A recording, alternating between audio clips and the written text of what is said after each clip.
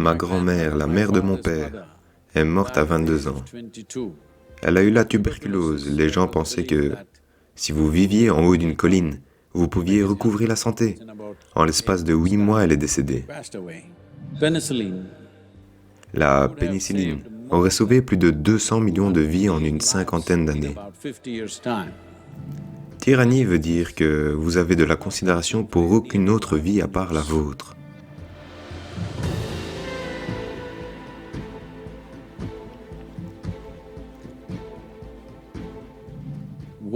Ce que les sols vous ont donné, ce n'est pas juste de la nourriture.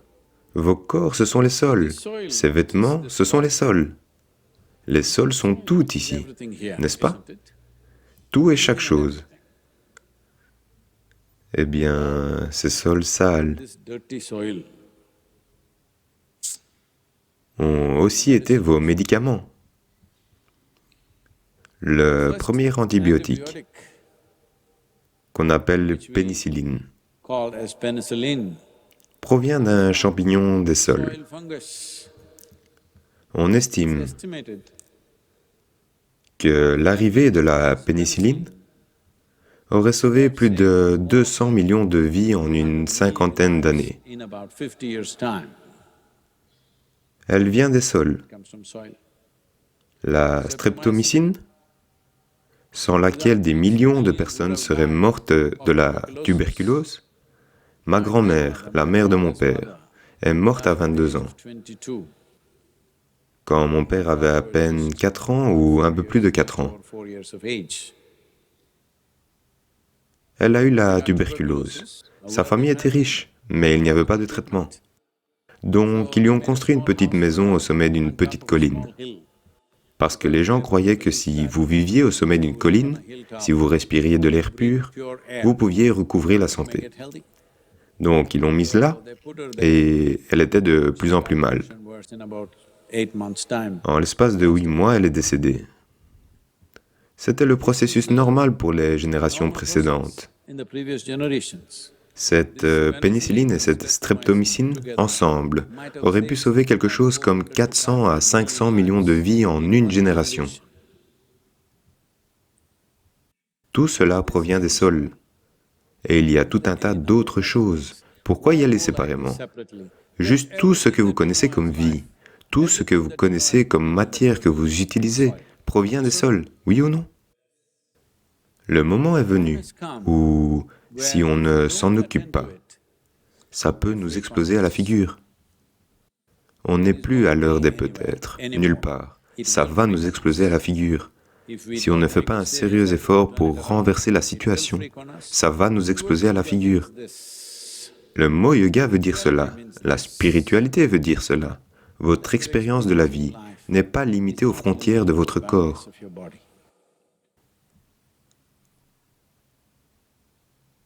Si c'était le cas pour tous les êtres humains, comment pourriez-vous ne pas entendre le cri terrible de la terre? La terre crie.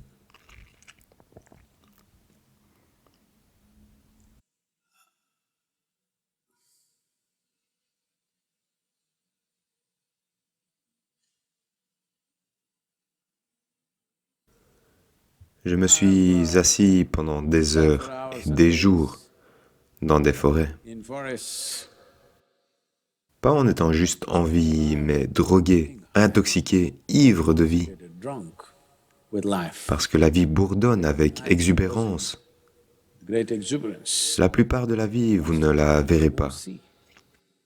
Mais de la même façon, quand vous parcourez diverses autres parties du monde, la terre hurle de douleur. Ce n'est pas quelque chose que vous imaginez dans votre tête. La vie hurle. Un boucher qui découpe de gros animaux, il n'entend pas le cri de l'animal. Allô? Il y a beaucoup de gens qui tuent d'autres êtres humains. Ils n'entendent pas les cris et la douleur de ces gens. Ceux qui violent et assassinent, vous pensez qu'ils entendent les cris? Ça n'atteint pas. Peut-être que l'oreille a entendu, mais ça ne va nulle part. Donc un boucher qui abat des animaux, il n'entend pas le cri des animaux. Celui qui coupe les arbres et n'importe quoi d'autre, d'autres choses vivantes, il n'entend pas leur cri. De même, celui qui est occupé à détruire la vie invisible, il ne l'entend pas. Ça ne veut pas dire qu'elle n'est pas là. Donc, nous sommes à un moment crucial. Si vous faites les choses comme il faut, dans les 10 à 15 prochaines années, vous allez avoir la satisfaction de voir quelque chose d'important avoir lieu. Ça ne sera pas un feu d'artifice, ça va avoir lieu en silence. Ça va avoir lieu très doucement. Vous devez comprendre ça. Même quand des événements majeurs avaient lieu, disons quand la lutte pour la liberté de l'Inde avait lieu, le pays et le peuple ont été exploités de la pire des façons. Les gens étaient traités comme des chiens. Partout en Inde, des panneaux disaient « Interdit aux Indiens et aux chiens ». Dans la plupart des endroits, les restaurants, les clubs, tous les endroits importants.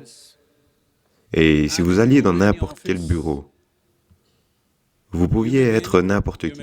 Vous pouviez être riche, vous pouviez être instruit. Mais si vous vouliez vous asseoir sur une chaise, vous aviez besoin d'une autorisation du gouvernement pour pouvoir vous asseoir sur la chaise. Sinon, vous deviez vous asseoir par terre. Vous deviez avoir un permis imprimé. Sinon, vous ne pouviez pas vous asseoir sur une chaise, même en étant maltraité de la sorte. Seulement environ 20% des gens se sont battus pour la liberté. Les autres 80%, de toute façon, quelqu'un se bat. Serez-vous ces 80%, je vous demande? Non. Quand les choses doivent être faites, vous devez vous lever et les faire. En Canada, il y a un dicton.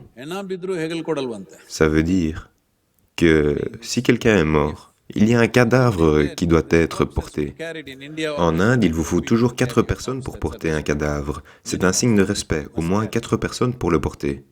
Quand 4 personnes portent, il y a un gars qui ne porte pas de poids, qui fait juste comme ça. Êtes-vous cette personne? S'il vous plaît, ne soyez pas celui-là, parce que vous allez mourir insatisfait de votre vie. Peu importe. Le poids supplémentaire, c'est difficile, mais c'est gratifiant de ne pas être ce gars qui fuit cette chose. Ne soyez pas comme ça. En tant que génération, on ne devrait pas être comme ça. C'est à ce moment-là qu'on pourra avoir le genre de monde dans lequel on veut vivre. Sinon, on va vivre dans un monde créé par des tyrans de toutes sortes. Ne pensez pas seulement à Adolf Hitler, Mussolini, un tel ou un tel. Les tyrans sont partout. Ça peut prendre la forme d'une industrie, ça peut prendre la forme d'un leader politique, ça peut prendre votre forme à vous, qui sait? Tyrannie veut dire que vous avez de la considération pour aucune autre vie à part pour la vôtre. C'est ça la tyrannie, n'est-ce pas? Allô? Tyrannie ne veut pas dire que vous êtes un dictateur dans un pays. Je ne pense pas que la plupart d'entre vous aient la capacité d'être un dictateur. Ce n'est pas facile. Tyrannie veut simplement dire que vous ne vous souciez d'aucune autre vie à part la vôtre. C'est ça la tyrannie. Je veux que vous fassiez quelque chose, pas seulement pendant ces 100 jours, pour que ce mouvement ait lieu. Ce n'est pas ce que je demande. Je vous demande de devenir une vie sensible, parce que sans sensibilité, il n'y a pas de vie. C'est tout le sujet. Être humain veut dire beaucoup de possibilités. Le plus haut niveau de sensibilité, si vous n'en faites pas preuve, alors votre humanité est remise en question. Il ne s'agit pas du mouvement « Sauvons les sols ». Votre humanité est remise en question. À coup sûr, votre spiritualité, un grand point d'interrogation. Parce que si vous ne ressentez rien, comment est-ce que cela va fonctionner? Je ne ressens des choses que pour celui-là. Qu'est-ce que ça veut dire? Mes limites sont fixées, n'est-ce pas? Mes limites sont fixées comme un bloc de béton, rien au-delà. Ne devenez pas comme ça. C'est une grande opportunité pour vous de devenir un peu plus conscient que ce que vous êtes là maintenant.